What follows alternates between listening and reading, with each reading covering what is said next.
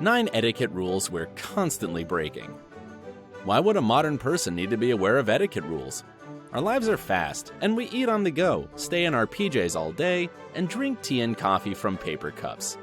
But sometimes it's advantageous to slow down, dine at a fancy restaurant, and make a good impression.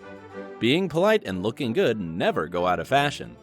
Here are some basic etiquette rules to help you look stylish and charming.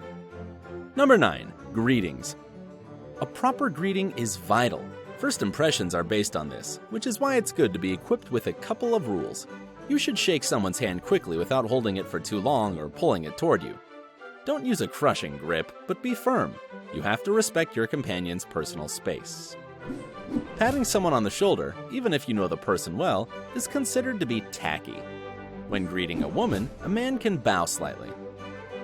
Number 8. Communication.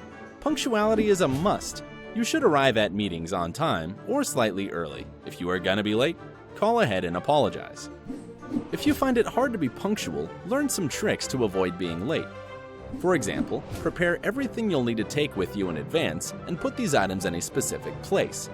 Try to predict any delays that might happen: traffic, problems with trains, a forgotten umbrella. Compliment people more often. Your companion will be pleased, and you can demonstrate your powers of observation, your ability to see details, and your sincere interest in them. Number 7. Men and women. The rules of common courtesy say that there should always be a mediator present when two people meet for the first time. For example, a common friend can be asked to introduce people to each other. A man should never hold a woman's purse, even if he wants to help. What is more, a man can only take a woman's coat if he is giving it to a cloakroom attendant. Number 6. Clothes.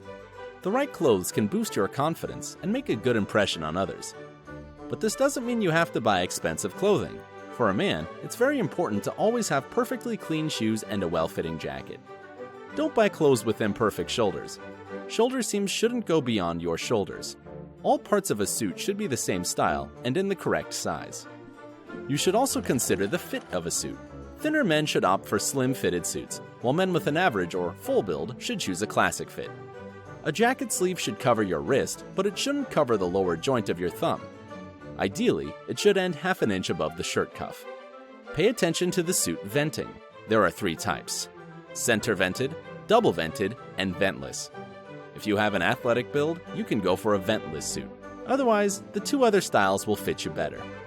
According to the rules of etiquette, the lower button of a jacket should be unbuttoned. If you want to emphasize your figure, choose a slim-fit jacket. If you want to look more impressive, choose a double-breasted jacket. It's just as important for women to find suitable clothes. As a rule, women are advised to choose a dark skirt or pants and a light top, jacket, blouse. This combination emphasizes their figure and looks elegant and modest. Modesty is also important when choosing jewelry. Too much jewelry in varying styles demonstrates poor taste. Choose jewelry according to the occasion. Dainty accessories are best for the office, but when you plan a night out, you can wear snazzier combinations. Number 5. At the table. Wait until the host invites you to the table. Don't sit down at the table without an invitation because there may be a seat assigned to you. Wait near your chair until all the other guests have gathered at the table. Sit down only after the host has done so. If you are invited to a table where there are people you don't know, don't talk to them before you are introduced to each other. It's not polite. Pay attention to your hands and don't put them on the table. It's better to keep them in your lap. Putting your phone on the table means that you're not interested in conversation. Number 4. How to sit correctly. Good posture and leg position while sitting are crucial. If you sit in a low armchair, don't put one leg over the other. Keep your knees close to each other and your legs parallel. You can also use a royal trick called the Cambridge cross. Put one foot behind the other, crossing your ankles. It may help you to feel like royalty. Men should sit with their legs crossed. Another option is to have both feet on the floor, keeping both legs straight. Additionally, both men and women should sit with a straight back, with their buttocks touching the back of their seat and the shoulders slightly back. Their weight should be distributed across both hips. Number 3. At a restaurant. Before going to a restaurant, if you say to your companion, "I invite you," this means that you should pay. "Let's go to a restaurant together" means that you only pay for yourself. If you go to a restaurant with a group of people, wait until everyone has taken their seats. Only then should you start eating. There are so many different types of cutlery, and it can get confusing. However, you don't have to know all of them. Typically, you should start your meal with the utensils furthest from your plate. After that, move toward the center. Another important detail is how you position your silverware during the meal. If you take a break from eating, your knife and fork should be placed in the center of your plate so that their tips create a slightly angled inverted V. When you want to show your waiter that you have finished your meal, put your knife and fork parallel to each other with their tips at the 10 o'clock position and their handles at the 4 o'clock position. If you want to show that you're waiting for the next course, you can place your knife and fork perpendicular to each other. The fork should be vertical, and the knife should lie horizontally. The fork should cover the knife and have its tines up.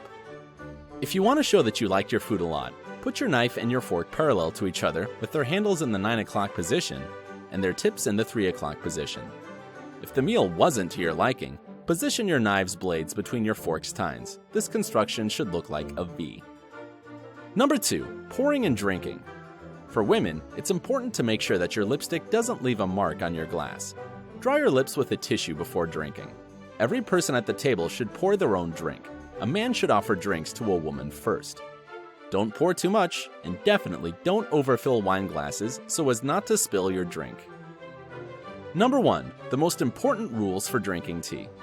According to the rules of etiquette, in order to get to know a person better and have a pleasant conversation, people should invite each other to have a cup of tea. It can be considered rude to refuse the offer. Just remember a few rules. Stir your tea carefully without making sounds with the teaspoon. You shouldn't leave your spoon in the cup. Rest it on the edge of your saucer.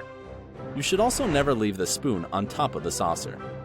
A teacup is held with one hand, and a saucer is held with the other.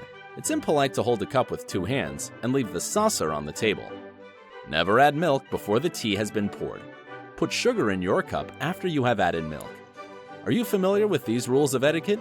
Do you think it's important to know them nowadays? Tell us in the comments below.